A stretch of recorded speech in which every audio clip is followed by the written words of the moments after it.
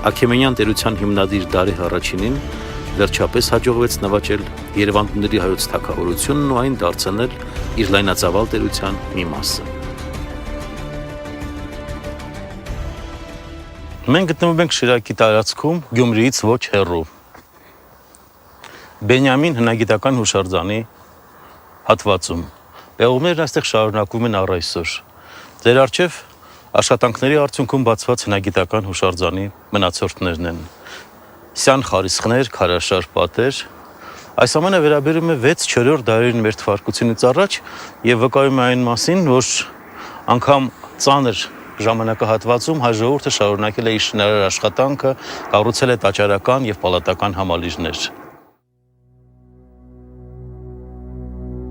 Դարեհի գերիշխանությունը Հայաստանում ավելի շատ անվանական էր, քան փաստացի։ Հայաստանը որոշակի առումներով պահպանում էր իր